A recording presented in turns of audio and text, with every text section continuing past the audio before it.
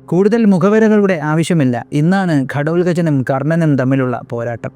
അധികം താമസിപ്പിക്കാതെ ഘടോൽകചൻ്റെയും കർണൻ്റെയും പോരാട്ടത്തെക്കുറിച്ചും അത് കഴിഞ്ഞിറങ്ങിയേറിയ സംഭവങ്ങളെക്കുറിച്ചും നമുക്ക് നോക്കാം കുരുക്ഷേത്രം എന്ന ഈ സീരീസിൻ്റെ 30ാമത്തെ എപ്പിസോഡിൽ. നമസ്കാരം, ഞാൻ വൈശാഖ്. ടെലിസ്കോപ്പിലേക്ക് സ്വാഗതം.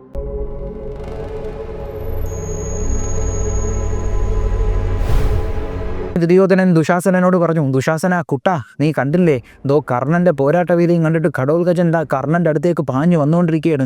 വരുന്ന വരവിൽ തന്നെ കർണനുമായിട്ട് പോരാടിക്കൊണ്ടാണ് വരുന്നേ.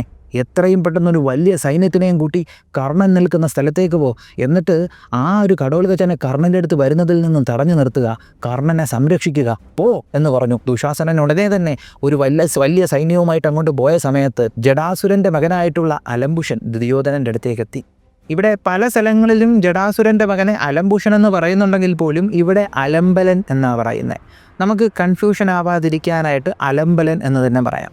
അങ്ങനെ ജടാസുരൻ്റെ മകനായിട്ടുള്ള അലംബലൻ ദുര്യോധനൻ്റെ അടുത്തേക്കെത്തി. എന്നിട്ട് പറഞ്ഞു, രാജാവായ ദുര്യോധന, അങ്ങേക്ക് വേണ്ടി ഞാൻ പാണ്ഡവരുമായി പോരാടാം. പാണ്ഡവരെ ഞാൻ വധിക്കാം. പണ്ട് എൻ്റെ പിതാവായ ജടാസുരനെ പാണ്ഡവർ വധിച്ചിട്ടുണ്ട്. ഈ രാക്ഷസന്മാർക്ക് ഈ പാണ്ഡവരുടെ അടുത്ത് ഇത്ര ദേഷ്യം വരാനുള്ള കാര്യം എന്തെന്നറിയോ? ഈ ഭീമസേനൻ നടന്ന് കുറേ രാക്ഷസന്മാരെ തട്ടിയിട്ടുണ്ട്. അതെന്നൊക്കെ പറയുമ്പോഴത്തേക്കും തൂക്കി തറയിലടിയും എൽബോ ഡ്രോപ്പൊക്കെ ചെയ്താണ് രാക്ഷസന്മാരെ തട്ടിക്കൊണ്ടിരുന്നത് ഭീമൻ. അതുകൊണ്ട് തന്നെ ഭീമൻ്റെ അടുത്തും പാണ്ഡവരുടെ അടുത്തും കുറേ രാക്ഷസന്മാർക്ക് ദേഷ്യമുണ്ട്.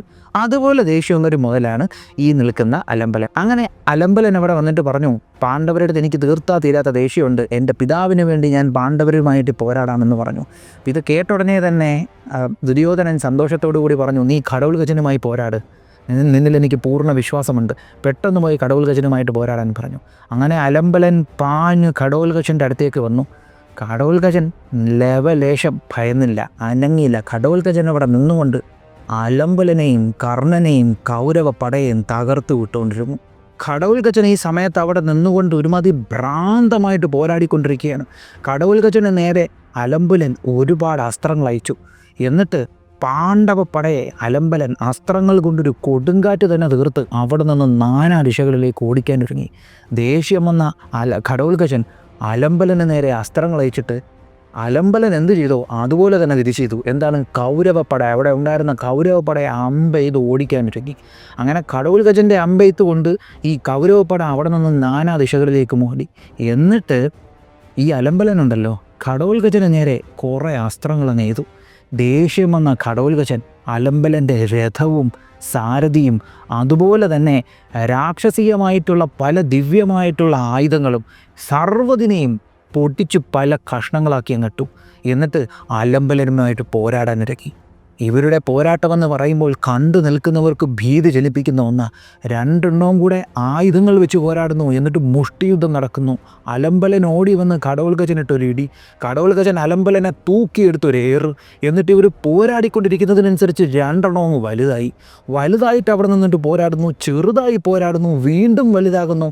അലംബുഷൻ ഘടോൽകചനിട്ട് ഒരൊറ്റ ഇടി. ഘടോൽകചൻ ആ ഇടി കൊണ്ടൊരു ചെറുതായിട്ടൊന്ന് ഒന്ന് അനങ്ങി. ദേഷ്യം വന്ന ഘടോൽകചൻ തൻ്റെ മുഖമൊന്ന് തുടച്ചതിന് ശേഷം ക്രോധത്തോടുകൂടി അലംബലനെ നോക്കിയിട്ട് ഓടി വന്ന് അലംബലന് നേരെ ചാടിയ സമയത്ത് ഒരു ഇടിമിന്നലിൻ്റെ നേരിയ വെളിച്ചത്തിൽ അലംബലൻ്റെ മുഖം ലക്ഷ്യമാക്കി മുഷ്ടി ചുരുട്ടിക്കൊണ്ട് പാഞ്ഞ് ചാടിപ്പോകുന്ന ഘടോൽകചനെയാണ് കണ്ടത്.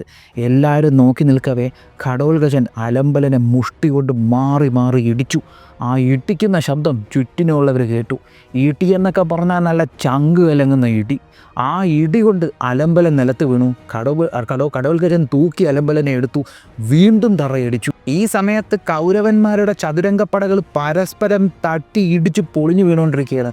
ആനകൾ വന്ന് വീഴുന്നു, രഥങ്ങൾ തകരുന്നു, കുതിരകൾ ഓടുന്നു, കാലാൾ പടയാളികൾ വീഴുന്നു. കാരണം ഇവർ വലുതായി ചെറുതായി അങ്ങനെ പോരാടിക്കൊണ്ടിരിക്കുകയാണ്. എന്നിട്ട് അവരവിടെ നിന്നുകൊണ്ട് വീണ്ടും മുഷ്ടിയുദ്ധം നടത്തുകയാണ്. അലംബലനൊരു ഇടി ഇടിക്കാൻ വരുമ്പോൾ ഘടോൽകചൻ ആ ഇടിയെ തടഞ്ഞിട്ട് കൈകൊണ്ട് പൂട്ട് കണക്ക് പിടിച്ച് ഒരൊറ്റ ഇടി തിരിച്ചു കൊടുക്കുന്നു. അലംബലൻ തിരിച്ച്. ഇവർ പോരാടിയിട്ട് രണ്ടെണ്ണം കൂടെ അവിടെ കിടന്നങ്ങ് അലറി. ഇത് കുരുക്ഷേത്ര ഭൂമിയെ പിടിച്ച് കുലുക്കുന്നത് പോലെയായിരുന്നു. ഇവർ പോരാടിക്കൊണ്ടിരുന്നപ്പോൾ തിളങ്ങുന്ന പുക ഇവർക്ക് ചുറ്റുമിങ്ങനെ വന്നു. കാണികൾക്ക് മനസ്സിലായി മായാപ്രയോഗം തുടങ്ങുകയാണ്. മായാപ്രയോഗം തുടങ്ങിയ സമയത്ത് അലംബലൻ ഒരു വലിയ മേഘമായി വന്നുകൊണ്ട് ഘടോൽകചന് നേരെ ആയുധങ്ങൾ വർഷിക്കാൻ ഒരുങ്ങി. ഘടോൽകചൻ അവിടെ നിന്നുകൊണ്ട് കറങ്ങി ഇറങ്ങിയ കടോൽഗജന് ചുറ്റും ഒരു കൊടുങ്കാറ്റ് വന്നിട്ട് ഈ മേഘത്തിനെയും ആയുധങ്ങളെയും അടിച്ച് നാനാ ദിശകളിലേക്ക് തെറിപ്പിച്ചു. ഉടനെ തന്നെ അലമ്പലൻ ഒരു മലയുടെ രൂപമെടുത്തുകൊണ്ട് കടോൽഗജനെ ആക്രമിക്കുവാൻ വന്നപ്പോൾ കടോൽഗജൻ ഒരു ഇടിമിന്നലായി വന്ന് ആ മലയെ 2 കഷ്ണമാക്കി. അങ്ങനെ ഇവർ പല പല രൂപങ്ങളെടുക്കുന്നു. പെട്ടെന്ന് ഇവർ രണ്ടുപേരിൽ ഒരാൾ ഒരു ആനയായിക്കൊണ്ട് അലറി വിളിച്ച് ചിഹ്നം വിളിച്ച് മറ്റേ ആളുടെ അടുത്തേക്ക് പോയി.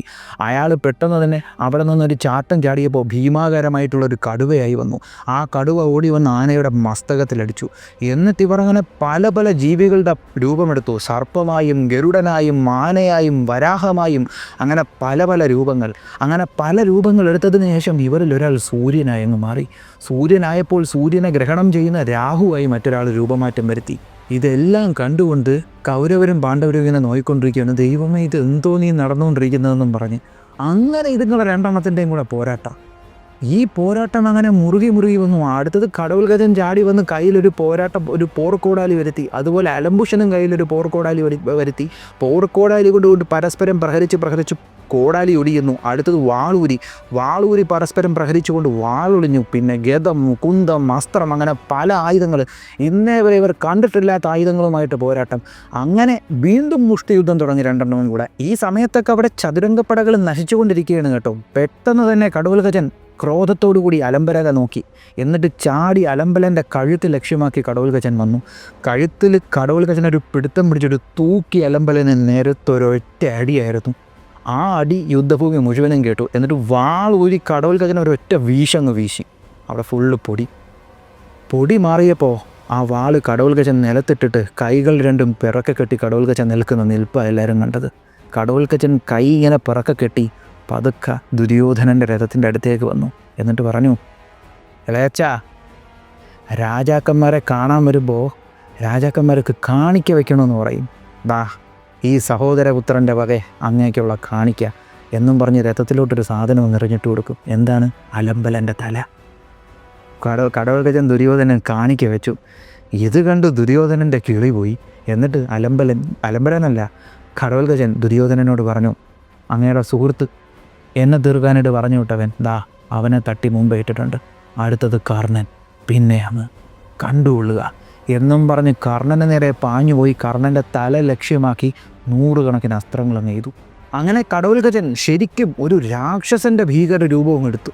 അതായത് കണ്ടു നിൽക്കുന്നവർക്ക് ഭയം തോന്നുന്ന രീതിയിലുള്ള, സ്വന്തം കൂട്ടത്തിലുള്ള ആളുകൾക്ക് തന്നെ കണ്ടപ്പോൾ ഭയം തോന്നുന്ന രീതിയിലുള്ള ഒരു ഭീമാകാര രൂപമെടുത്ത് കടോൽഗജൻ കർണന് നേരെ പാഞ്ഞു വന്നപ്പോൾ കടോൽഗജൻ ഇങ്ങനെ പാഞ്ഞു പോകുന്ന വഴിയിലൊരു പുതിയ രഥം അങ്ങ് ഫോം ചെയ്തു. ആ രഥമെന്ന് പറയുമ്പോൾ ഒരു ചെറിയ വീടിൻ്റെ സൈസായിരുന്നു. ആ രഥത്തിലേക്ക് കടോൽഗജൻ കയറി നിന്നപ്പോൾ ആ രഥം പൂർണ്ണ രൂപത്തിലായി. 8 ചക്രമുള്ള പിശാചുക്കൾ വലിക്കുന്ന ആ രഥത്തിൻ്റെ സാരഥിയായിരുന്നത് വിരൂപാക്ഷൻ എന്നും പറഞ്ഞിട്ടുള്ള ഒരു രാക്ഷസനായിരുന്നു. അങ്ങനെ ഈ രഥം കർണന് നേരെ വന്നു. കർണൻ ഒരു ചിരിയോടുകൂടി ആ രഥത്തിലിരിക്കുന്ന കടോൽഗജനെ നോക്കി. കടോൽഗജനും അതേപോലെ തന്നെ ഒരു ചിരിയോടുകൂടി കർണനെ നോക്കി. എന്നിട്ട് ഇവർ രണ്ടുപേരും കൂടെ നിന്ന് അവിടെ പോരാടാനൊരുങ്ങി. പോരാട്ടമെന്ന് പറയുമ്പോൾ പരസ്പരം അസ്ത്രങ്ങൾ എയ്തുകൊണ്ട് 2 കൂട്ടരും അങ്ങോട്ടേക്കും ഇങ്ങോട്ടേക്കും മൂടുന്നു. 2 പേരുടെ ദേഹവും അസ്ത്രങ്ങൾ കൊണ്ട് മുറിവേൽക്കുകയാണ്. 2 പേരുടെ ദേഹവും അസ്ത്രങ്ങൾ കൊണ്ടൊരുമാതിരി ചുവന്ന നിറത്തിലായി. ആ രാത്രി നടന്ന പോരാട്ടത്തിൽ കടോൽഗജനും കർണനും കട്ടയ്ക്ക് കട്ട നിന്നു. അങ്ങനെ കർണൻ എന്തോ ചെയ്തു? ഒരു ദിവ്യാസ്ത്രം അങ്ങ് ആവാഹിച്ചു. കർണൻ ദിവ്യാസ്ത്രം ആവാഹിക്കുന്നത് കണ്ടുടനെ തന്നെ കടോൽഗജൻ മായാപ്രയോഗം തുടങ്ങി. കടോൽഗജൻ്റെ കൈകളിൽ നിന്നൊരു പുക വന്ന് കർണന് ചുറ്റുമെന്ന് നിറഞ്ഞു. കർണൻ ചുറ്റിനും നോക്കിയപ്പോൾ കാണുന്ന കാഴ്ച എന്താണ്? ഒരു രാക്ഷസപ്പട കർണനെ ചുറ്റി ഇങ്ങനെ വന്നുകൊണ്ടിരിക്കുകയാണ്. കാണുമ്പോൾ തന്നെ ഭയം തോന്നുന്ന രൂപത്തിലുള്ള രാക്ഷസപ്പടയുടെ കയ്യിൽ മനുഷ്യരുപയോഗിക്കുന്നതും ഉപയോഗിക്കാത്തതുമായിട്ടുള്ള ആയുധം, ചിലവരുടെ കയ്യിലും മരം, ചിലവരുടെ കയ്യിലും മല, കല്ലൊക്കെ എടുത്തുകൊണ്ട് വരുന്നു പോരാടാനായിട്ട്. ഇത് കണ്ടിട്ട് അവിടെ ഉണ്ടായിരുന്ന കൗരവ രാജാക്കന്മാർ, ക്ഷത്രിയന്മാർ നാനാ ദിശകളിലേക്ക് ഓടി. ഒരാൾ മാത്രം ഒരു അനക്കവുമില്ലാതെ അവിടെ നിന്നു, കർണൻ പോരാടാൻ തയ്യാറായി നിൽക്കുന്നു. കടോൽഗജൻ അവിടെ നിന്നുകൊണ്ട് ഒരു അലർച്ച അലറി. ആ അലർച്ച പിന്നീട് ഒരു സിംഹത്തിൻ്റെ ശബ്ദമായി. കർണൻ തൻ്റെ അസ്ത്രങ്ങൾ കൊണ്ട് കടോൽഗജൻ തീർത്ത ഈ മായാ സൈന്യത്തിനെ മുഴുവനും നശിപ്പിച്ചു കളഞ്ഞു. അങ്ങനെ ഈ സൈന്യത്തിന് മുഴുവനും കർണൻ നശിപ്പിച്ചത് കണ്ട ദേഷ്യത്തിൽ കടോൽഗജൻ കർണനെ ശരവർഷം കൊണ്ട് മൂടി. ആ അസ്ത്രങ്ങളെല്ലാം കർണൻ്റെ ദേഹം പിളർന്ന് പുറത്തേക്ക് പോയി ഭൂമിയിൽ തറച്ചെന്നിരുന്നു. കർണൻ അതുപോലെ തന്നെ കടോൽഗജൻ്റെ മർമ്മം പിളർക്കുന്നത് പോലെ അസ്ത്രങ്ങൾ തിരിച്ചയച്ചു.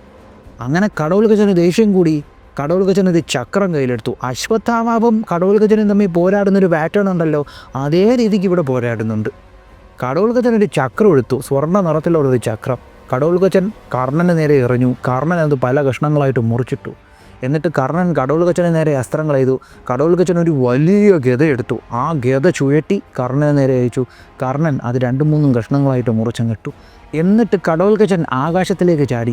കടോൽക്കച്ചന് നേരെ അസ്ത്രങ്ങൾ അയച്ചതിന് ശേഷം കർണൻ കടോൽക്കച്ചൻ്റെ സാരഥിയെ വധിച്ച് ആ രഥത്തിനെ പല കഷ്ണങ്ങളാക്കി മുറിച്ചങ്ങിട്ടു. പൊങ്ങി നോക്കുന്ന കർണൻ കാണുന്നത് ആകാശത്തു നിന്ന് മരങ്ങൾ വീഴുന്നു. കർണൻ ആകാശത്തിലേക്ക് അസ്ത്രങ്ങൾ ചെയ്ത് കടോൽക്കച്ചൻ്റെ ദേഹത്ത് കൊള്ളിച്ചു. കടോൽക്കച്ചൻ താഴേക്ക് വന്നപ്പോഴത്തേക്കും കടോൽക്കച്ചൻ്റെ ദേഹത്തിൽ അസ്ത്രം കൊള്ളാത്തതായിട്ട് ഭാഗങ്ങളില്ല. കർണൻ കടോൽക്കച്ചന് നേരെ ദിവ്യായുധം പ്രയോഗിക്കാനൊരുങ്ങിയ സമയത്ത് കടോൽക്കച്ചൻ വീണ്ടും മായ എടുത്തു. ഈ മായ എന്ന് പറയുമ്പോഴത്തേക്കും കടോൽക്കച്ചന് പല മുഖങ്ങളുള്ളൊരു വല്ലാത്ത രൂപത്തിലായി.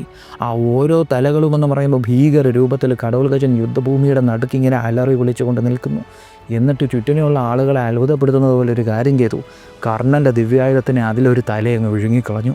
അതായത് കർണൻ അയച്ച ദിവ്യായുധത്തെ ആ ഒരു തലയങ്ങ് വിഴുങ്ങിക്കളഞ്ഞു.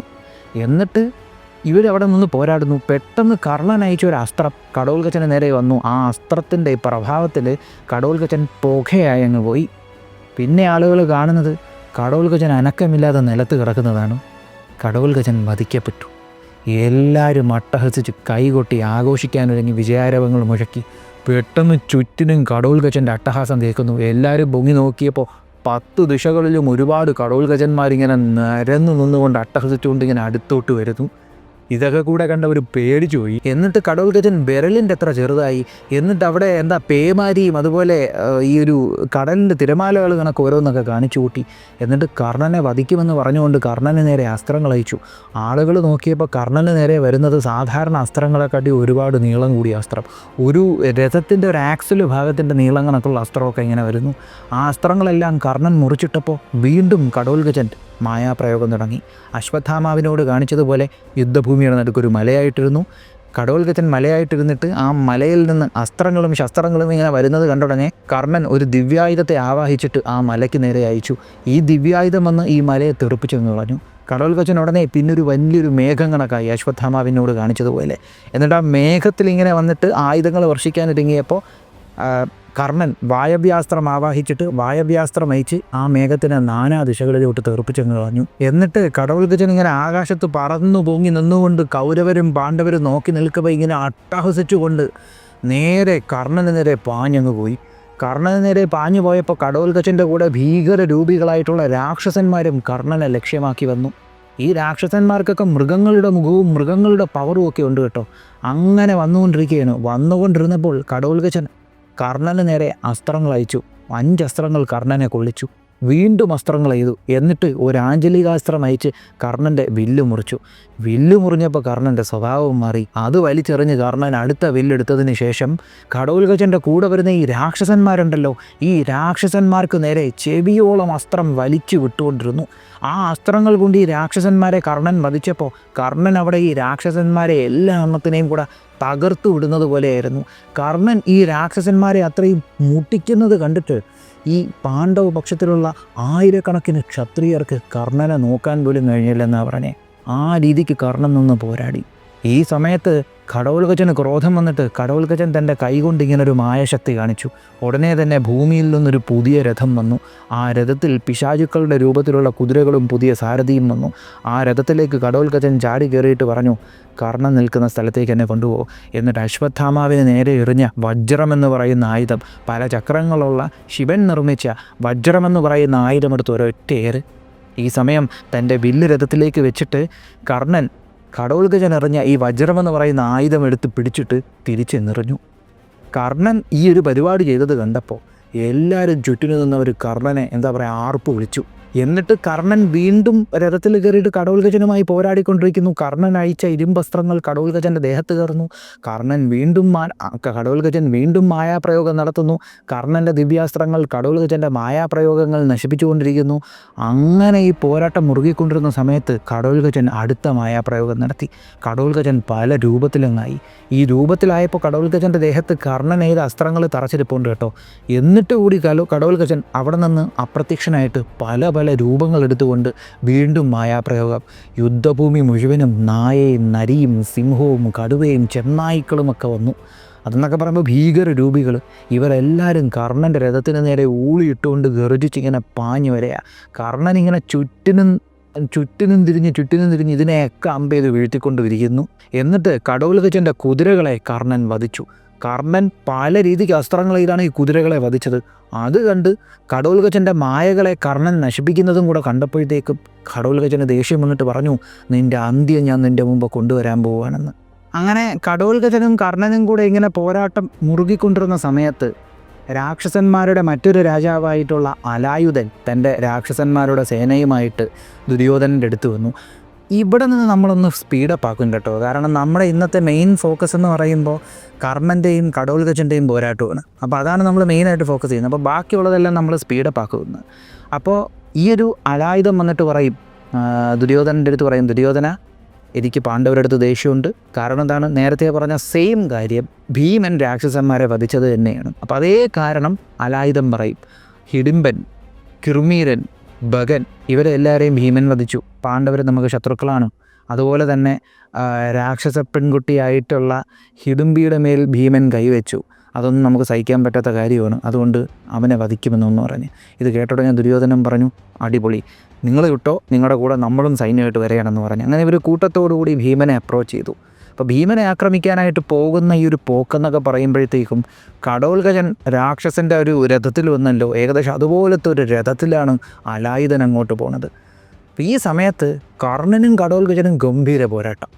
ആ പോരാട്ടത്തിൽ കടോൽഗജൻ വരുത്തുന്ന ഈ ഒരു മായാപ്രയോഗങ്ങളുണ്ടല്ലോ, ആ മായാപ്രയോഗങ്ങളെ കർണൻ ഇങ്ങനെ തടയുന്നത് കണ്ടപ്പോൾ ദ്രോണരും അശ്വത്ഥാമാവും അതുപോലെ തന്നെ കൃപാചാര്യർക്കും ഒക്കെ ഭയമായി. കാരണം നല്ലപോലെ മെനക്കെട്ട് നിന്നാണ് അവിടെ പോരാടിക്കൊണ്ടിരിക്കുന്നത്. അപ്പോൾ എന്തെങ്കിലും ചെയ്ത് കർണനെ പ്രൊട്ടക്റ്റ് ചെയ്തേ പറ്റുള്ളൂ. ഉടനെ തന്നെ ദുര്യോധനൻ അലായുധൻ്റെ അടുത്ത് പറഞ്ഞു, അലായുധ, മറ്റത് നമുക്ക് പിന്നെ നോക്കാം, നീ വേഗം കടോൽഗജൻ്റെ അടുത്തോട്ട് വിട്ടോ, അവനുമായിട്ട് പോരാടാൻ പറഞ്ഞു. അങ്ങനെ അലായുധനും കൂട്ടരും കൂടെ നേരെ കടോൽഗജൻ്റെ അടുത്തേക്ക് പോയി. അപ്പോൾ ഈ അലായുധൻ പോകുമ്പോൾ അലായുധൻ്റെ നോട്ടം ഭീമൻ്റെ മുഖത്താണ്, ഭീമനുമായിട്ട് പോരാടണം, അതായിരുന്നു ചിന്ത. അങ്ങനെ അലായുധൻ കടോൽഗജൻ്റെ അടുത്തേക്ക് വരുന്നത് കണ്ട ഉടനെ കടോൽഗജൻ, നീയാ എന്നും പറഞ്ഞ് കർണനുമായിട്ടുള്ള പോരാട്ടം മതിയാക്കിയിട്ട് അലായുധനുമായിട്ട് പോരാടാൻ തുടങ്ങി.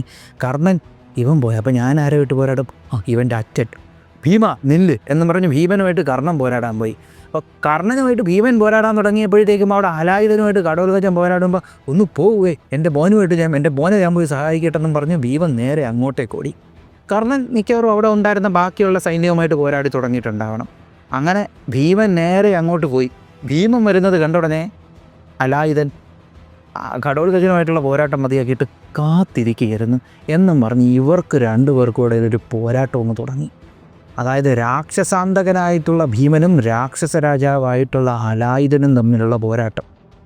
ആ പോരാട്ടം എന്നൊക്കെ പറയുമ്പോഴത്തേക്കും അമാനുഷികമായിട്ടുള്ളൊരു പോരാട്ടമായിരുന്നു. പരസ്പരം അസ്ത്രങ്ങൾ ഇങ്ങനെ വർഷിച്ചുകൊണ്ടിരിക്കുകയാണ്, പരസ്പരം ഇവർ ഭയങ്കരമായിട്ട് ആക്രമിച്ചുകൊണ്ടിരിക്കുകയാണ്.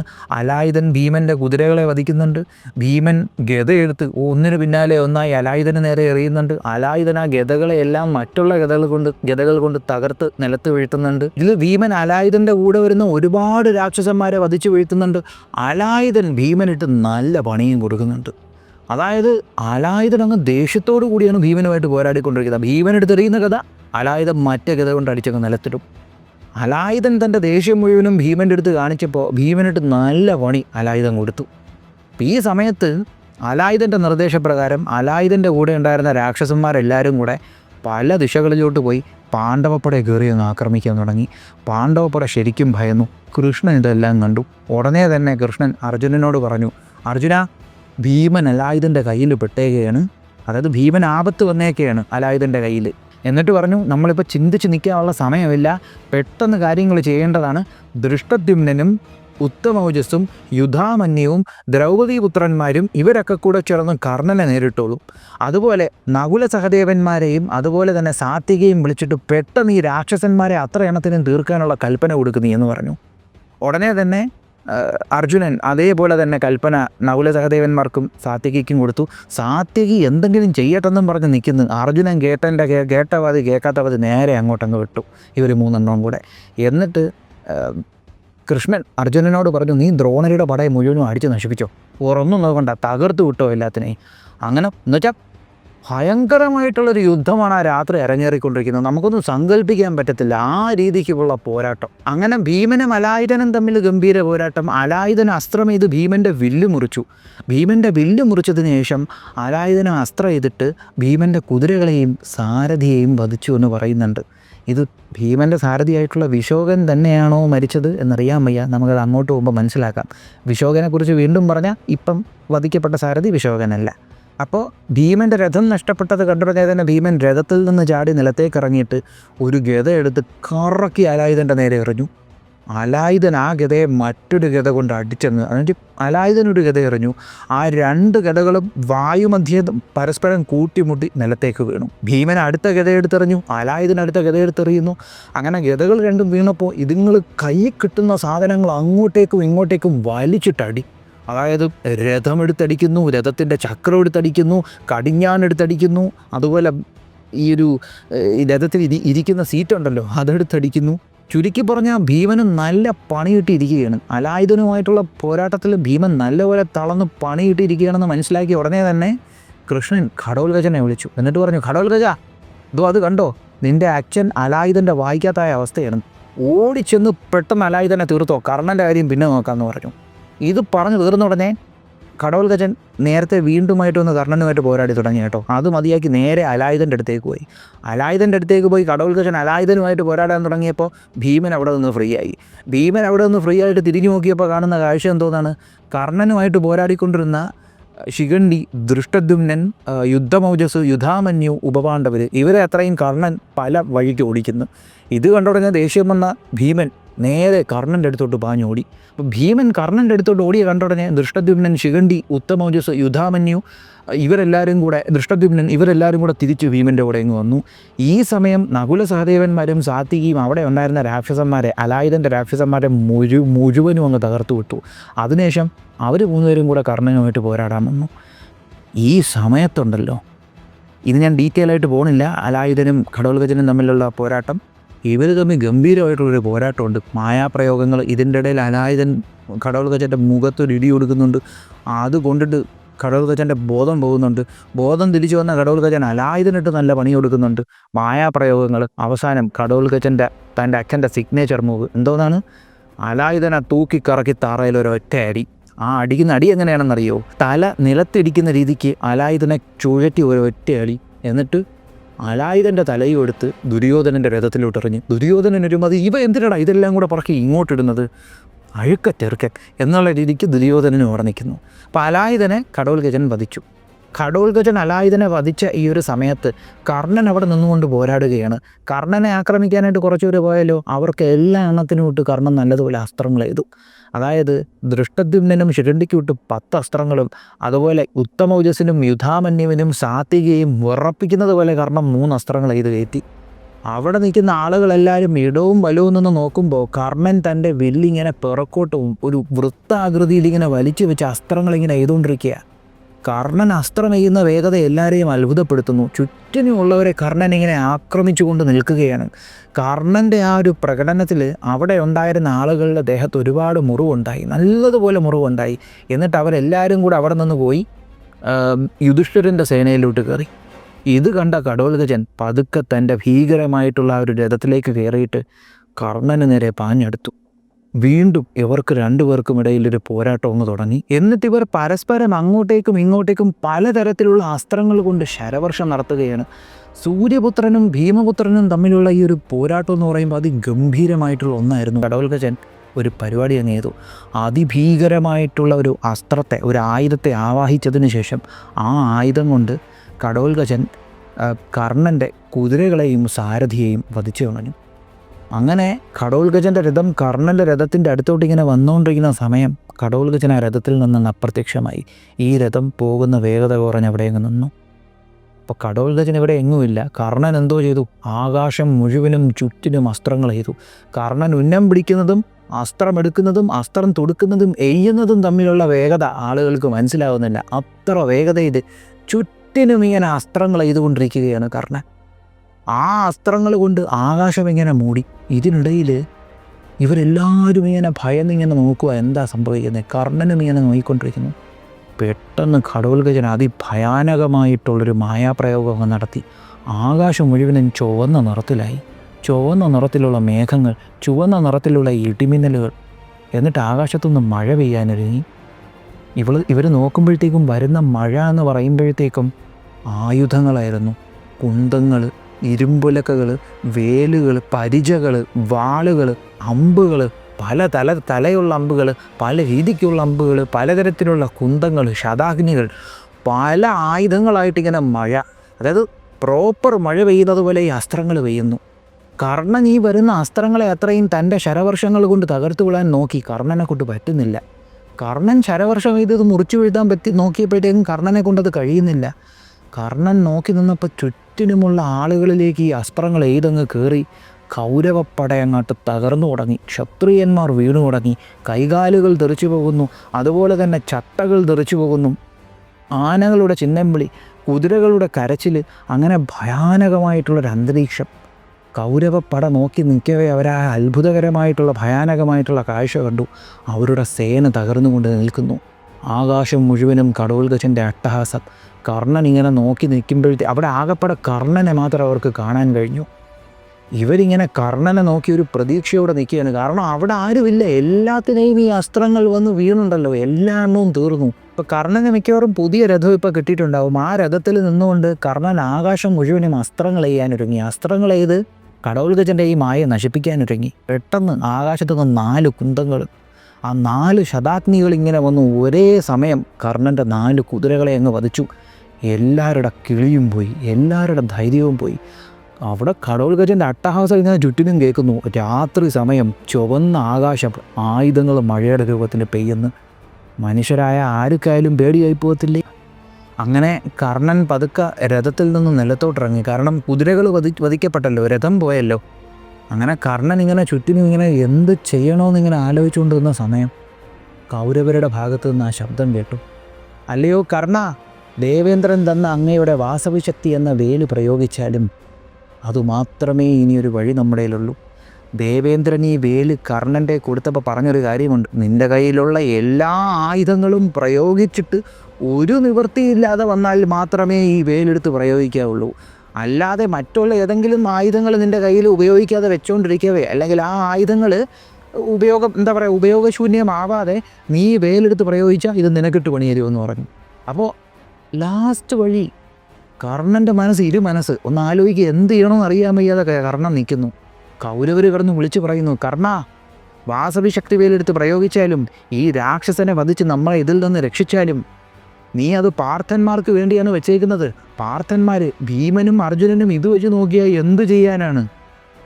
ഈ ഒരു അസുരനെ, ഈ ഒരു രാക്ഷസനെ നമുക്ക് വധിച്ചാൽ മാത്രമേ നമുക്ക് ഭീമനും അർജുനനുമായിട്ട് നേരിടാൻ പറ്റുള്ളൂ. കർണ, എന്തെങ്കിലും ചെയ്യൂ, വേല് പ്രയോഗിക്കൂ, നമ്മളെ രക്ഷിച്ചാലും എന്ന് അലമുറയിട്ട് കരച്ചിലാളുകൾ. കൗരവർ. കർണൻ ഇങ്ങനെ പല മടങ്ങിങ്ങനെ ചിന്തിച്ചു. കാരണം വർഷങ്ങളായിട്ട് കർണൻ വെച്ച് പൂജിക്കുന്ന ഒരു വേലാണത്. അർജുനന് വേണ്ടി മാത്രം, അർജുനനെ ലക്ഷ്യം വെച്ചേക്കുന്ന വേല്. ആ വേല് എടുത്ത് പ്രയോഗിക്കാൻ എല്ലാവരും പറയുന്നു. കർണൻ്റെ എല്ലാ ആയുധങ്ങളും ഉപയോഗിച്ചു. എല്ലാ ആയുധങ്ങളും പയറ്റി തെളിഞ്ഞു. കർണൻ പതുക്കെ തൻ്റെ വേല് നോക്കി. കർണൻ മനസ്സിൽ ആ വേല് ആവാഹിച്ചപ്പോഴത്തേക്കും കയ്യിൽ ആ വേല് വന്നു. എല്ലാവരും ഒരു ആശ്വാസത്തിൽ നോക്കി. കർണൻ്റെ കയ്യിൽ ആ വേല് വന്നു മനസ്സിലാക്കിയ ഘടോൽഗജന് ഭയമായി.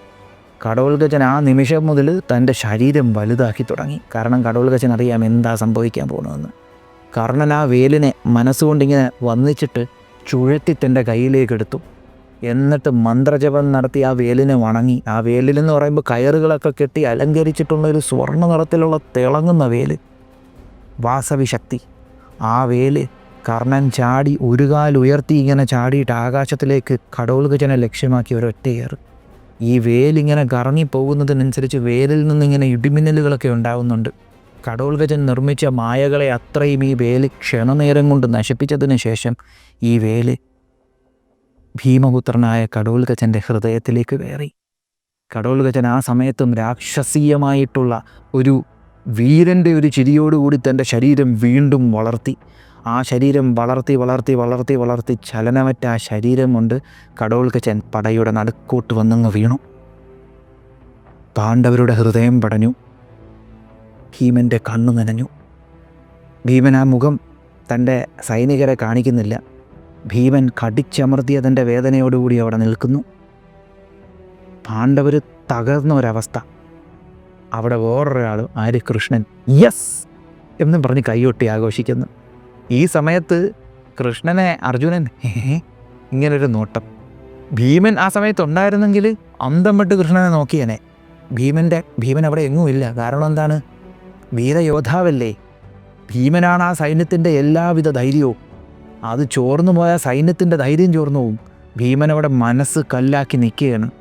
സ്വന്തം മകൻ, പാണ്ഡവരുടെ ആദ്യത്തെ മകനാണ് ഭീമൻ്റെ മകനെന്ന് പറയുമ്പോൾ. ഏറ്റവും മൂത്ത പാണ്ഡവന്മാരുടെ എന്നുവെച്ചാൽ പാണ്ഡവന്മാരുടെ മക്കളിലേക്ക് വെച്ച് ഏറ്റവും മൂത്തവൻ അവനാണ് ഈ വന്ന് വീണത്. കൗരവരുടെ പക്ഷത്ത് ഭയങ്കര ജയാരവങ്ങൾ മുഴങ്ങി. വീരമരണമായിരുന്നു കടോൽഗജൻ ഉണ്ടായിരുന്നത്. അയാൾ പോരാടിയതൊരു യോദ്ധാവിനെ പോലെ, വീണതും ഒരു യോദ്ധാവിനെ പോലെ. അങ്ങനെ ഇത് കണ്ടുടനെ കൗരവർ ജയ് വിളിച്ചു. തൻ്റെ വേല് ഈ ഒരു കടോൽഗജന് നേരെ പ്രയോഗിച്ചല്ലോ എന്ന ചിന്ത കർണനുണ്ടായിരുന്നു. പക്ഷേ ക്ഷണനേരമേ ആ ചിന്തയുണ്ടായിരുന്നുള്ളൂ. എല്ലാവരും കർണനെ ആർപ്പ് വിളിക്കുന്ന കണ്ടപ്പോൾ കർണന് സന്തോഷമായി. കാരണം എന്താണ്? ആ സേനയെ അന്നത്തെ ദിവസം രാത്രി കടോൽഗജനിൽ നിന്ന് രക്ഷിച്ചത് കർണനല്ലേ. കർണൻ ദുര്യോധനൻ്റെ രഥത്തിലേക്ക് കയറി സന്തോഷത്തോടെ നിരുന്നു. ആ രഥത്തിൽ സന്തോഷത്തോടുകൂടി കർണൻ കൗരവരുടെ സൈന്യത്തിനുള്ളിലേക്ക് കയറിപ്പോയി. എന്തുകൊണ്ടായിരിക്കാം കൃഷ്ണൻ കൈകൊട്ടി അട്ടഹസിച്ചതും നെഞ്ചത്ത് തട്ടി അട്ടഹസിച്ചത്? കർണൻ അർജുനന് വേണ്ടി മാറ്റിവെച്ചിരുന്ന ആ വേല് നശിച്ചതുകൊണ്ട് മാത്രമായിരിക്കുമോ? അതോ അതിൽ വേറെന്തെങ്കിലും കാരണമുണ്ടോ? കടോൽഗജൻ വധിക്കപ്പെട്ടത് കണ്ടപ്പോഴത്തേക്കും പാണ്ഡവപക്ഷത്തിലുള്ള എല്ലാ ആളുകളുടെയും കണ്ണു നിറഞ്ഞു പോവുകയായിരുന്നു. എന്നാൽ കൃഷ്ണൻ മാത്രം അട്ടഹസിച്ചു, കൈകൊട്ടി ചിരിച്ചു, നെഞ്ചത്ത് തട്ടി അട്ടഹസിച്ചു. എന്നിട്ട് രഥത്തുനിന്ന് ചാടി ഇറങ്ങി നൃത്തം ചെയ്തുവരെ അദ്ദേഹം ആഘോഷിച്ചു. എന്നിട്ട് ചിരിച്ചുകൊണ്ട് രഥത്തിൽ തിരിച്ചു കയറിയിരുന്ന കൃഷ്ണനെ കണ്ട് അന്തം വിട്ടിട്ട് അർജുനൻ ചോദിച്ചു, മാധവ, പാണ്ഡവ പക്ഷത്തിലെ ഏറ്റവും മൂത്ത പുത്രൻ, അതായത് പാണ്ഡവരുടെ മക്കളിൽ ഏറ്റവും മൂത്തവനാണ് വധിക്കപ്പെട്ടത്. നമ്മളെല്ലാവരും ദുഃഖിതരായിരിക്കുകയാണ്. അങ്ങ് എന്തുകൊണ്ടാണ് ഇങ്ങനെ സന്തോഷിക്കുന്നത്? എന്താണ് അങ്ങയുടെ സന്തോഷത്തിന് കാരണം?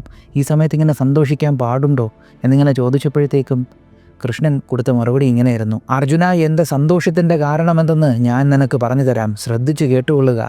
ഘടോൽഗജൻ കാരണം കർണൻ്റെ കയ്യിലുള്ള വേല് ഉപയോഗിച്ചിരിക്കുകയാണ്. നിനക്കായി കർണൻ കരുതി വെച്ചിരുന്ന ആ വേല് ഘടോൽഗജനിൽ പ്രയോഗിച്ചിരിക്കുകയാണ്. ആ വേല് ഇനി കർണൻ്റെ കയ്യിലില്ല. അതുകൊണ്ട് തന്നെ കർണൻ വധിക്കപ്പെട്ടു എന്ന് തന്നെ കൂട്ടിക്കൊള്ളുക. ആ വേലുമേന്തി കർണൻ യുദ്ധഭൂമിയിൽ നിന്നാൽ ആർക്കും അവനെ പരാജയപ്പെടുത്താൻ കഴിയത്തില്ല. അതുമാത്രമല്ല, കർണൻ്റെ കവചകുണ്ടലങ്ങൾ, ആ കവചകുണ്ടലങ്ങൾ അവന് നഷ്ടപ്പെട്ടു പോയതും അത് അവനിൽ നിന്ന് അപഹരിക്കപ്പെട്ടതും ഒരു വലിയ ഭാഗ്യമായി കണ്ടുകൊള്ളുക. ആ കവചകുണ്ടലങ്ങൾ അവൻ്റെ കയ്യിൽ ഉണ്ടായിരുന്നുവെങ്കിൽ അവൻ അമരന്മാരോട് പോലും പോരാടിയേനെ. അവരാൽ പോലും അവനെ കീഴ്പ്പെടുത്താൻ പറ്റാണ്ടായേനെ. കവചകുണ്ടലങ്ങൾ കർണനുണ്ടായിരുന്നുവെങ്കിൽ ഇന്ദ്രനും വരുണനും യമൻ പോലും അവനെ എതിർക്കുവാനായി മുതിരത്തില്ലായിരുന്നു. അതുമാത്രമല്ല, കവചകുണ്ടലങ്ങളും ആ വേലും അവൻ്റെ കയ്യിൽ ഉണ്ടായിരുന്നുവെങ്കിൽ നിൻ്റെ ഗാന്ധീപം കൊണ്ടോ എൻ്റെ സുദർശനം കൊണ്ടോ അവനെ യുദ്ധഭൂമിയിൽ കീഴ്പ്പെടുത്താൻ പറ്റത്തില്ലായിരുന്നുവെന്ന്. ഇതിൽ ഈ സുദർശനത്തിൻ്റെ കാര്യമുണ്ടല്ലോ, മറ്റൊന്നും ഞാൻ പറയുന്നില്ല. ഈ സുദർശനത്തിൻ്റെ കാര്യം കൃഷ്ണൻ ചുമ്മാ പറഞ്ഞാണ്. അർജുനൻ്റെ അഹങ്കാരം കളയാൻ വേണ്ടി പറഞ്ഞിരിക്കും. കാരണം സുദർശനം എന്ന് പറയുന്ന സംഭവം ചുമ്മാ കറങ്ങുന്നൊരു ചക്രമല്ല. സുദർശനത്തിൻ്റെ തത്വം, ഈ സുദർശനത്തിനുള്ളിലുണ്ടല്ലോ 3 ദേവതകൾ വരുന്നുണ്ട്. ആ 3 ദേവതകളിൽ ഉഗ്രദേവതകളാണ് വരുന്നത്. സുദർശനം കൊണ്ട് നശിപ്പിക്കാൻ പറ്റാത്തതായിട്ട് ഒന്നും ഈ ലോകത്തിലില്ല. കാരണം എന്ന് പറയുമ്പോഴത്തേക്കും കർണൻ്റെ കവചകുണ്ടലങ്ങൾ എന്ന് പറയുമ്പോൾ സൂര്യൻ്റെ ശക്തിയാണ്. അതുപോലെ കർണൻ്റെ വേരെന്ന് പറയുമ്പോൾ ഇന്ദ്രൻ്റെ ശക്തിയാണ്. വാസവി ശക്തി, വാസവൻ എന്ന് പറഞ്ഞാൽ ഇന്ദ്രൻ എന്നർത്ഥം. എന്നാൽ മഹാവിഷ്ണു ഭഗവാന്റെ സുദർശന ചക്രം എന്ന് പറയുമ്പോൾ അത് അദ്ദേഹത്തിൻ്റെ നാരായണൻ്റെ ശക്തിയാണ്. കമ്പയർ ചെയ്യേണ്ട കാര്യമില്ലല്ലോ, പറഞ്ഞു തരേണ്ട കാര്യമില്ലല്ലോ. അപ്പോൾ ഈ സുദർശനത്തിൻ്റെ കാര്യം കൃഷ്ണൻ ചുമ്മാ പറഞ്ഞതാണ്. കാരണം അർജുനൻ്റെ അഹങ്കാരം കുറയ്ക്കാൻ വേണ്ടി പറഞ്ഞതാണ്. മറ്റൊന്നും ഞാൻ എതിർക്കുന്നില്ല. സുദർശനത്തിൻ്റെ കാര്യം ചുമ്മാ പറഞ്ഞതാണ്. അങ്ങനെ ബാക്കി കാര്യം പറയാം. അങ്ങനെ കർണൻ്റെ ഓരോ പേരുകളുടെ മഹത്വം പറയുന്നുണ്ട്. അതായത് ദേവേന്ദ്രൻ വന്ന് കവചകുണ്ടലങ്ങൾ ചോദിച്ചപ്പോൾ അത് തൻ്റെ ദേഹത്ത് നിന്ന് അറുത്തു കൊടുത്തത് കൊണ്ടാണ് വൈകർത്തനൻ എന്ന് പേര് വീണത്. ബ്രാഹ്മണന്മാരോട് ബഹുമാനമുള്ളവനാണ്. അതുപോലെ തന്നെ തപസ്സും പൂജകളും ചെയ്യുന്നവനാണ്. അതുപോലെ ശത്രുക്കളോട് കരുണയുള്ളവനാണ്. അവന് വൃഷൻ എന്ന് പേരുണ്ട്. അതുപോലെ തന്നെ സൂര്യൻ, നട്ടുച്ചയിലെ സൂര്യനെ പോലെ ജ്വലിക്കുന്ന ഒരുവനാണ് അവൻ. യുദ്ധഭൂമിയിൽ നിൽക്കുമ്പോൾ ആർക്കും അവനെ നോക്കാൻ കഴിയത്തില്ല. സൂര്യൻ്റെ രശ്മി പോലെ അസ്ത്രങ്ങൾ അയച്ച് ശത്രുക്കളെ വീഴ്ത്താൻ കെൽപ്പുള്ളവനാണ്. ഈ ഒരു വാസവി ശക്തിവേൽ അവൻ്റെ കയ്യിൽ നിന്ന് പോയതോടുകൂടി അവൻ വെറും മനുഷ്യനായി മാറിയിരിക്കുകയാണ്. ഈ വേൽ അവൻ്റെ കയ്യിൽ നിന്ന് പോയതോടുകൂടി ഞാൻ പറയുന്നു, നിനക്കല്ലാതെ മറ്റാർക്കും ഇനി അവനെ വധിക്കാൻ പറ്റത്തില്ല, നിനക്ക് ഉറപ്പായിട്ടും അവനെ വധിക്കാൻ പറ്റും എന്ന് പറയുന്നുണ്ട്. എന്നിട്ട് പറയുന്നുണ്ട്, ജരാസന്ധനും നിഷാദൻ, അതായത് ഏകലവ്യനും എല്ലാം, അതുപോലെ ഛേദി രാജാവും എല്ലാം എൻ്റെ യോഗശക്തി കൊണ്ടാണ് വധിക്കപ്പെട്ടത്. അതുപോലെ രാക്ഷസ രാജാക്കന്മാരായിട്ടുള്ള അലംബുഷൻ, അലായുധൻ, കിടിമ്പൻ, കിറുമീരൻ, ഭഗൻ ഇവരോടൊപ്പം ഘടോൽഗജനും വധിക്കപ്പെട്ടിരിക്കുന്നു. അതായത് രാക്ഷസ രാജാക്കന്മാരായിട്ടുള്ള എല്ലാവരും വധിക്കപ്പെട്ടിരിക്കുന്നു എന്നൊരു കാരണം പറയുമ്പോൾ കൃഷ്ണൻ കുറച്ചുകൂടെ സന്തോഷിക്കുന്നുണ്ട്. ഇതോടൊപ്പം കൃഷ്ണൻ മറ്റൊരു കാര്യവും കൂടെ പറയുന്നുണ്ട്. ജരാസന്ധനും നിഷാദൻ, അതായത് ഏകലവ്യനും അതുപോലെ ഛേദി രാജാവുമെല്ലാം, അതായത് ശിശുപാലനുമൊക്കെ ജീവനോടെ ഉണ്ടായിരുന്നെങ്കിൽ അവരിപ്പോൾ അതിഭയാനകമായിട്ടുള്ള, അതായത് ഭയങ്കര ഒരു റിസ്ക്കായി മാറിയനെ അവർ. ഈ യുദ്ധം വരുന്ന സമയത്ത് ഉറപ്പായിട്ടും ദുര്യോധനൻ പോയി അവരെ വിളിക്കും, അവർ മൂന്നുപേരും ദുര്യോധനൻ്റെ സൈഡിൽ കൂടും. അത് യുദ്ധം പോരാടുന്ന സമയത്ത് ഭയങ്കര ബുദ്ധിമുട്ടാവുമെന്ന് കൃഷ്ണൻ പറയുന്നുണ്ട്. അതുപോലെ മേൽപ്പറഞ്ഞ യോദ്ധാക്കൾ അവർ അമരന്മാരെപ്പോലെ നിന്ന് ദുര്യോധനൻ്റെ കൗരവ സൈന്യത്തിനെ സംരക്ഷിച്ചേനെ. അതുപോലെ കർണൻ, ജരാസന്ധൻ, ഛേദി രാജാവ്, അതുപോലെ ഏകലവ്യൻ ഇവരുടെ സഹായത്തോടു കൂടി ദുര്യോധനൻ ഭൂമി മുഴുവനും വെട്ടിപ്പിടിച്ചേനെ. അതുപോലെ ജരാസന്ധൻ്റെ കയ്യിൽ ഒരു ഗദയുണ്ടായിരുന്നു, ചുവന്ന ടിപ്പുള്ള ഗദ. ഒരിക്കൽ ബലരാമന് നേരെ ജരാസന്ധൻ ആ ഗദയെടുത്ത് പ്രയോഗിച്ചു. ആ ഗദയെ തകർക്കുവാനായിട്ട് ബലരാമൻ ഒരു ദിവ്യായുധം പ്രയോഗിച്ചു. ആ ദിവ്യായുധം വന്ന് ഈ ഗദയെ തകർത്ത് വിട്ടു. ഭീമനുമായിട്ട് ജരാസന്ധൻ പോരാടിയ സമയത്ത് ഈ ഗദ ജരാസന്ധൻ്റെ കയ്യിലില്ലായിരുന്നു. അതുകൊണ്ട് ഭീമന് ജരാസന്ധനെ വധിക്കാൻ പറ്റി. ആ ഗദ ജരാസന്ധൻ്റെ കയ്യിലുണ്ടായിരുന്നുവെങ്കിൽ ദേവതകളുമായിട്ടുള്ള യുദ്ധത്തിൽ പോലും ജരാസന്ധൻ അവധ്യനായേനെ എന്ന് പറയുന്നുണ്ട്. അതുപോലെ ഏകലവ്യൻ്റെ വിരൽ മുറിച്ച കാര്യം അത് പറയുന്നുണ്ട്. അത് നിൻ്റെ നന്മയെ ഓർത്താണ് ദ്രോണാചാര്യർ ചെയ്തതെന്ന് കൃഷ്ണൻ പറയുന്നുണ്ട്. എന്നിട്ട് കൂടി ഈ പറയുന്ന ഏകലവ്യൻ്റെ ഫിസ്റ്റ്, അതായത് മുഷ്ടി ഭയങ്കര ശക്തമായിരുന്നു. രാത്രിയും രാവിലെയും അവൻ അതിശക്തമായി അസ്ത്രങ്ങൾ ചെയ്യാൻ കഴിയുമായിരുന്നു.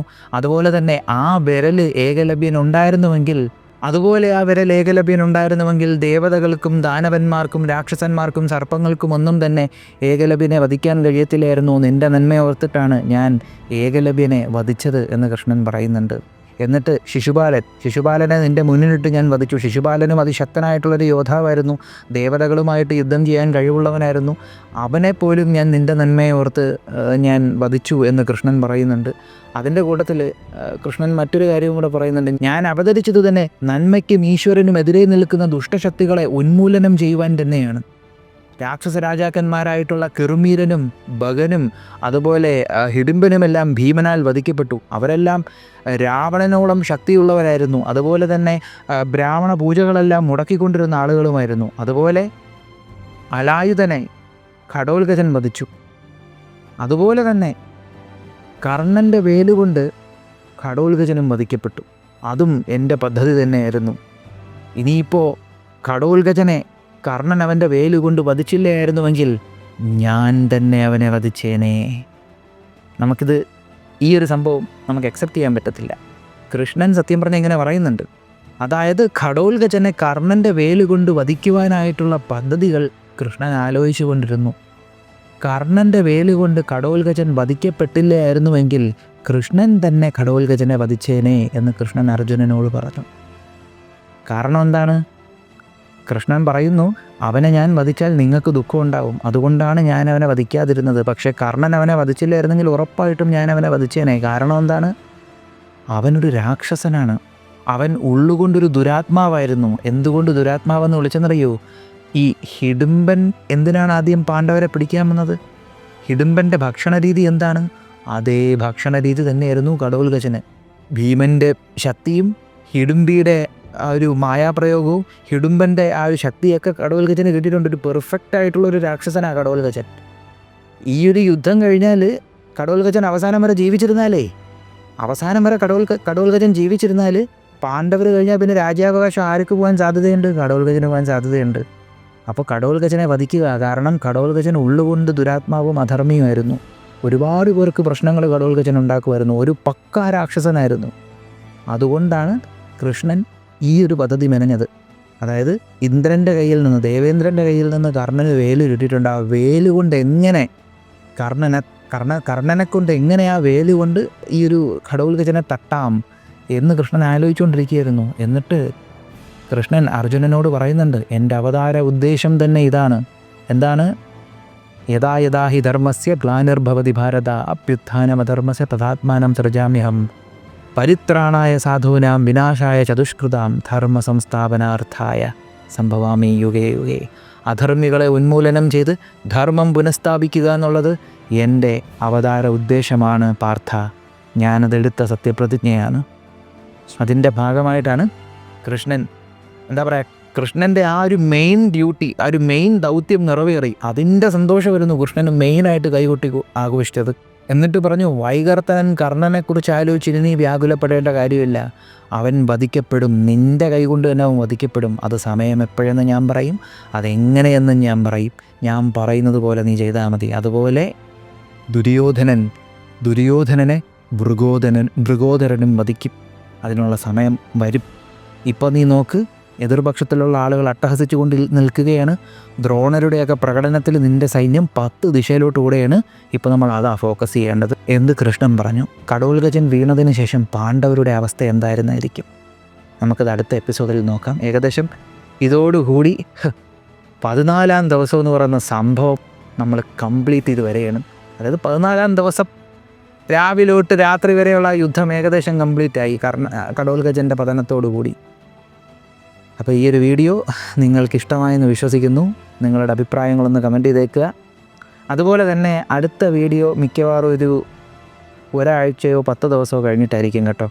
കാരണം തുടർച്ചയായിട്ട് ഈ ബ്രൈറ്റ് ലൈറ്റിൻ്റെ മുമ്പേ ഇരുന്നിട്ടും ലാപ്ടോപ്പിൻ്റെ മുമ്പേ ഇരുന്നിട്ടും എൻ്റെ കണ്ണിന്ന് കുടുകുടാ വെള്ളം വരുന്നുണ്ട് ഇപ്പോൾ. അതുപോലെ എനിക്ക് നല്ല തലവേദനയും വരുന്നുണ്ട്. അപ്പോൾ കുറഞ്ഞതൊരു 10 ദിവസം അല്ലെങ്കിൽ ഒരാഴ്ചയെങ്കിലും റെസ്റ്റ് എടുക്കണമെന്ന് എൻ്റെ അടുത്ത് ഡോക്ടർ പറഞ്ഞിട്ടുണ്ട്.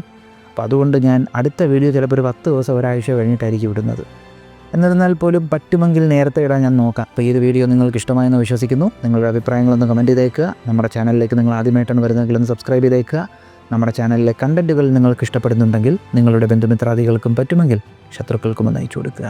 മറ്റൊരു വീഡിയോയിൽ മറ്റൊരു കണ്ടൻറ്റുമായി കാണുന്നതുവരെ